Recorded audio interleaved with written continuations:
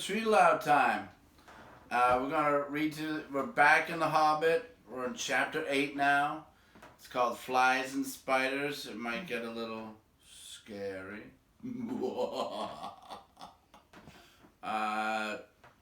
We've left Baron's house. We're about to go into Mirkwood and try and get through Mirkwood to get to the Lonely Mountain. So there's another dangerous trek to even get to the dragon. So let's see how things work out. And remember, don't leave the path. We'll see. That's what Gandalf recommended, if you remember. Baron warned him, and Gandalf said, don't leave the path. It'll be 1,000,000 to 1 you will ever get out again.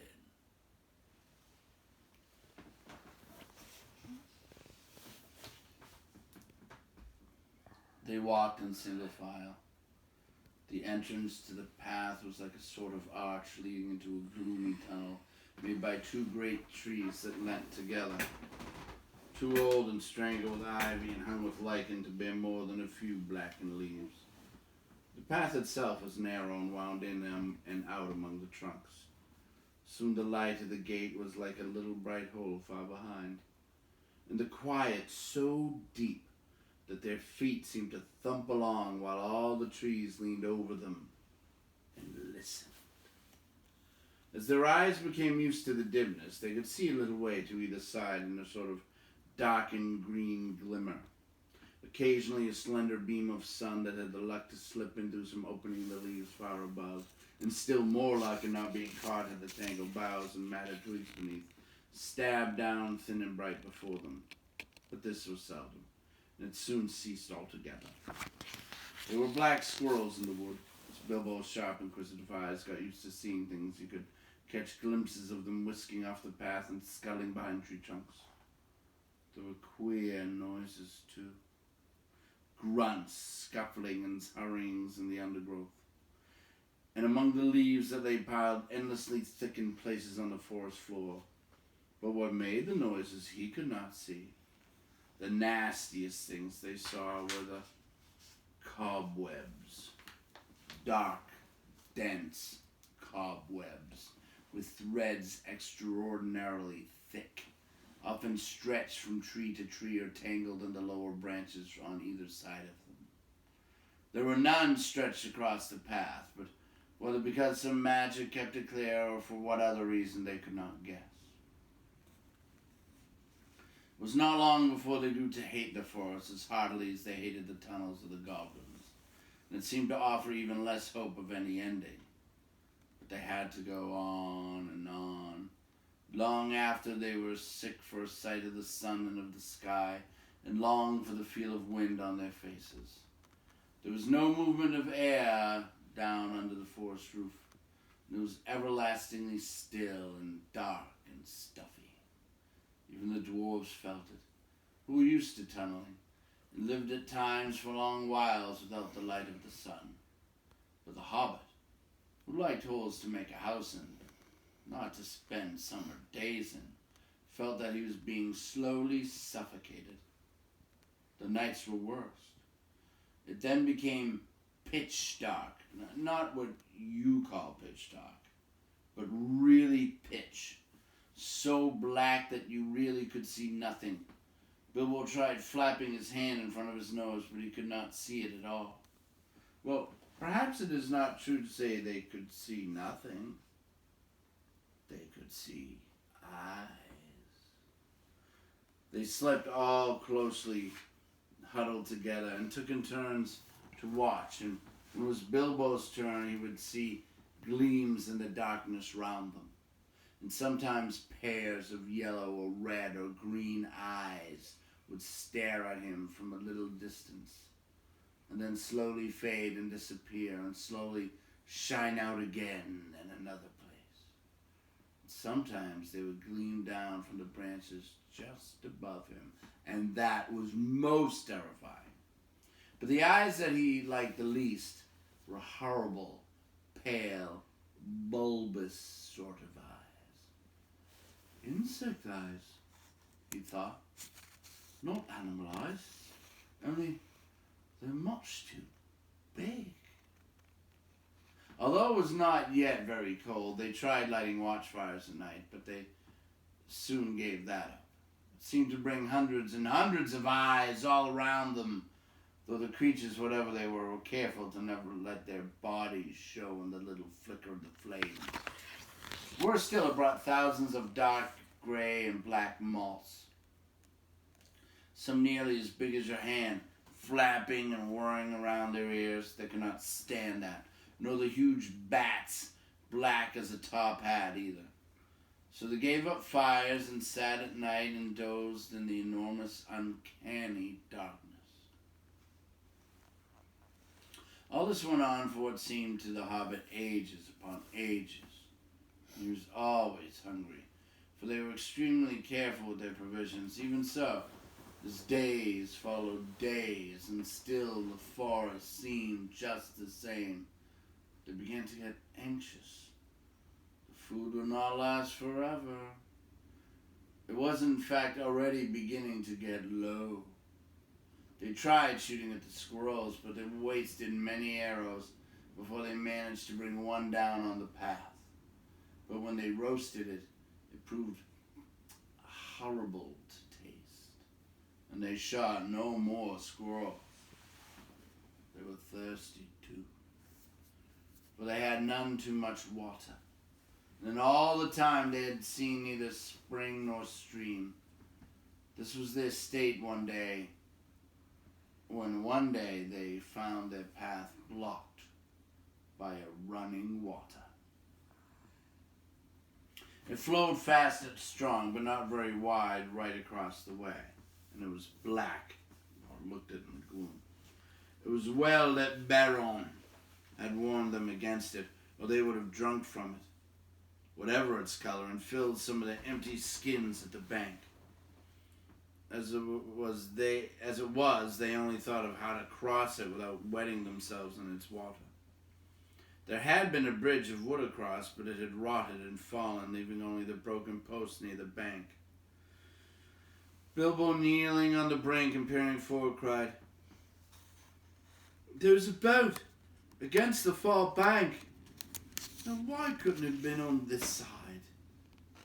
"How far away do you think it is?" asked Thorin, for by now they knew Bilbo had the sharpest eyes among them. "Not at all far. I shouldn't think above 12 yards. 12 yards? I should have thought it was 30 at least. But my eyes don't see as well as they used 100 years ago. Still, 12 yards is as good as a mile. We can't jump it. And we don't try to wade or swim. "Can any of you throw a rope?" What's the good of that? The bolt is sure to be tied up, even if we could hook it up, which I doubt. "I don't believe it is tied," said Bilbo. "Though of course I can't be sure in this light. But it looks to me as if it was just drawn up on the bank, which is low, just there where the path goes down into the water." Dory is the strongest, but Fili is the youngest and still is the best sight, said Thorin. "Come here, Fili, and see if you can see the boat Mr. Baggins is talking about." Fili thought he could, so when he had stared a long while to get an idea of the direction, the others brought him a rope. They had several with them, and on the end of the longest, they fastened one of the large iron hooks they'd used for catching their packs to the straps about their shoulders. Fili took this in hand and balanced it for a moment, then flung it across the stream. Splash! It fell in the water. "Not far enough," said Bilbo, was peering for it. "A couple of feet and you would have dropped it onto the boat. Try again. I don't suppose the magic is strong enough to hurt you if you just touch a bit of wet robe." Fili picked up the hook, and when he had drawn it back, rather doubtfully all the same, this time he threw it with great strength. "Steady!" said Bilbo. You've thrown it right into the wood on the other side round now. Draw back gently. Philly hauled the rope back slowly, and after a while Bilbo said, "Carefully. It's lying on the boat. Let's hope the hook will catch." It did. The rope went taut, and Philly pulled in vain. Keely came to his help, and then Owen and Glowin. They tugged and tugged, and suddenly they all fell over on their backs. Bilbo was on the lookout, however, caught the rope, and with a piece of stick fended off the little black boat as it came rushing across the stream. "Help!" he shouted, and Balin was just in time to seize the boat before it floated off down the current. "Oh, it was tied after all," said he, looking at the snap painter that was still dangling from it. "That was a good pull, my lads, and a good job that our rope was the stronger. Who shall cross first?" asked Bilbo. "I shall," said Thorin, "and you will come with me, and Philly and Balin. That's as many as a boat will hold at the time. After that, Keely and Owen and Glowin and Dory. Next, Ori and Nori, Biffer and Buffer. And last, Dvalin and Bombor." "I'm always last, and I don't like it," said Bomber. "It's somebody else's turn today." "You should not be so fat. As you are, you must be with the last and lightest boatload. Don't start grumbling against orders, or something bad will happen to you." "There aren't any oars. How are you going to push the boat back to the far bank?" asked the Hobbit. "Give me another length of rope and another hook," said Feely. When they had got it ready, he cast it into the darkness ahead, as high as he could throw it. Since it did not fall down again, they saw that it must have stuck in the branches. "Get in now," said Feely, "and one of you haul on the rope that is stuck in a tree on the other side. One of the others must keep hold of the hook we used at first, and when we are safe on the other side, we can hook it on, and you can draw the boat back." In this way they were all soon on the far bank, safe across the enchanted stream. Dwalin had just scrambled out with the coiled rope on his arm, and Bombor, still grumbling, was getting ready to follow, when something bad did happen. There was a flying sound of hooves on the path ahead. Out of the gloom came suddenly the shape of a flying deer. It charged into the dwarves and bowled them over, then gathered itself for a leap.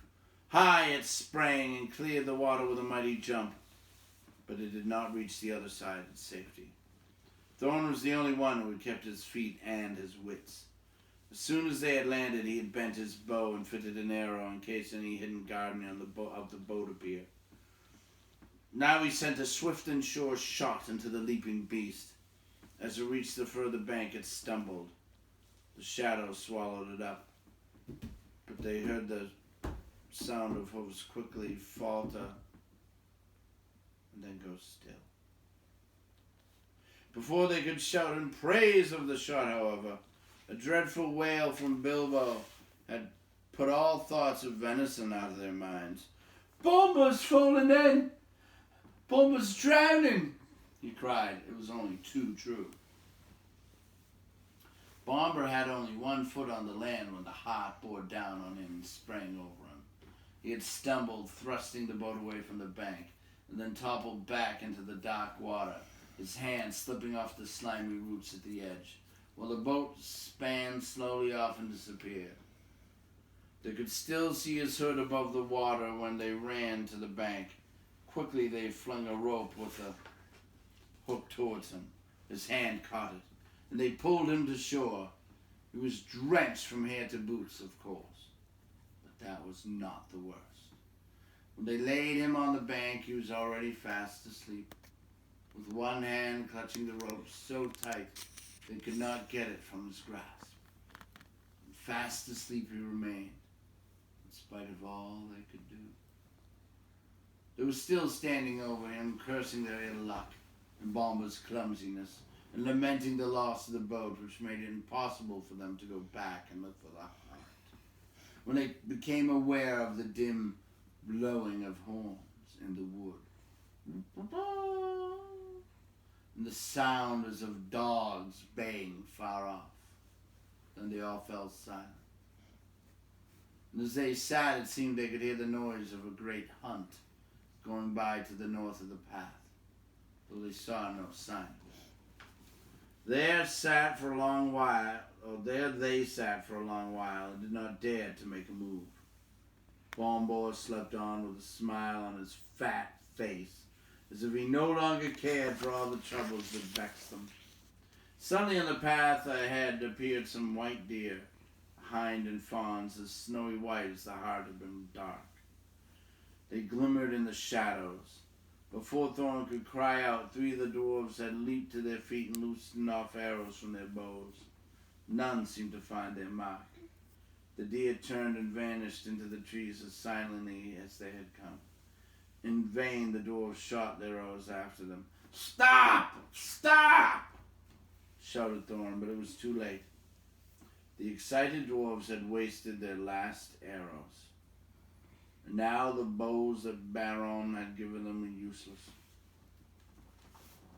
They were a gloomy party that night, and the gloom gathered still deeper on them in the following days. They had crossed the enchanted stream, but beyond it the path seemed to straggle on as just before, and in the forest they could see no change if they had known more about it, and considered the meaning of the hunt and the white deer that had appeared upon their path. They would have known they were at last drawing towards the eastern edge, and would have come, if they could have kept up their courage and their hope, to thinner trees and places where the sunlight came again. But they did not know this, and they were burdened with a very heavy body of Bombo, which they had to carry along with them as best they could, taking the wearisome task in turns of 4 each while the others shared their packs. If these had not become all too light in the last few days, they would never have managed it. But a slumbering and smiling Bombo was a poor exchange for packs filled with food, however heavy. In a few days, the time came when there was practically nothing left to eat or to drink. Nothing wholesome could they see growing in the wood, only funguses and herbs with pale leaves and unpleasant smell. About 4 days from the enchanted stream, they came to a part where most of the trees were beeches. They were at first inclined to be cheered by the change, for here there was no undergrowth and the shadow was not so deep. There was a greenish light about them, and in places they could see some distance either side of the path.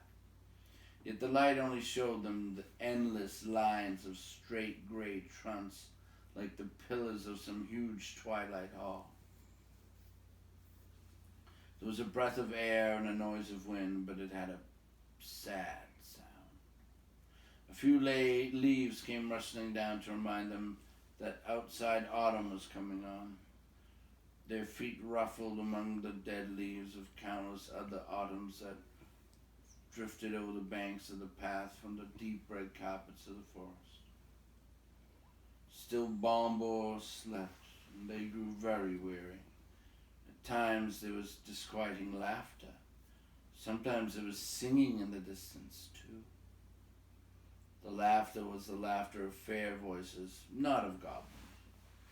And the singing was beautiful, but it sounded eerie and strange, and they were not comforted. Rather, they hurried on from these parts with what strength they had left. 2 days later, they had found their path going downwards, and before long, they were in a valley filled almost entirely with a mighty growth of oaks. "Is there no end to this accursed forest?" said Thorn. "Somebody climb a tree and see if he can get his head above the roof and have a look around. The only way is to choose the tallest tree that overhangs the path." Of course, somebody meant Bilbo. They chose him because to be of any use, the climber must get his head above the topmost leaves, and so he must be light enough for the highest and slenderest branches to bear him. Poor Mr. Baggins had never had much practice in climbing trees, but they hoisted him up into the lowest branches of an enormous oak that grew right out into the path, and up he had to go as best he could. He pushed his way through the tangled twigs with many a slap in the eye. He was greened and grimed from the old bark of the greater boughs. More than once he slipped and caught himself just in time. And at last, after a dreadful struggle in a difficult place, where there seemed to be no convenient branches at all, he got near the top. All the time he was wondering whether there were spiders in the tree. And how was he going to get down again, except by falling? In the end, he poked his head above the roof of leaves. And then he found spiders all right, but they were only small ones of ordinary size. And they were there after the butterflies. Bilbo's eyes were nearly blinded by the light. He could hear the dwarves shouting up at him from far below, but he could not answer. Only hold on and blink. The sun was shining brilliantly, and it was a long while before he could bear it. When he could, he saw all around him a sea of dark green, ruffled here and there by the breeze. And there were everywhere hundreds of butterflies. I expect they were a kind of purple emperor, a butterfly that loves the top of oak woods, but these were not purple at all. They were dark, velvety black without any markings to be seen. He looked at the black emperors for a long time and enjoyed the feel of the breeze in his hair and on his face. But at length the cries of the dwarves, who were now simply stamping with impatience down below, reminded him of his real business. It was no good. Gaze as much as he might, he could see no end to the trees and the leaves in any direction. His heart, that had been lightened by the sight of the sun and the feel of the wind, sank back into his toes. There was no food to get down to below. Actually, as I've told you, they were not far off the edge of the forest, and if Bilbo had had the sense to see it, the tree that he had climbed, though it was tall in itself, was standing near the bottom of a wide valley, so from its top the trees seemed to swell up all around like the edges of a great bowl, and he could not expect to see how far the forest lasted. Still, he did not see this, and he climbed down full of despair.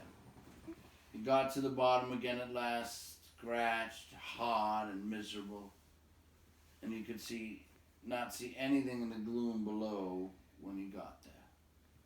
His report soon made the others as miserable as he was. It's that forest goes on forever and ever and ever in all directions. What shall we do? What is the use of sending a hobbit? They cried as if it was his fault. They did not care tuppence about the butterflies and were only made more angry when he told them of the beautiful breeze, which they were too heavy to climb up and feel. Okay, so they're stuck in the forest. We'll see what happens next. Bye.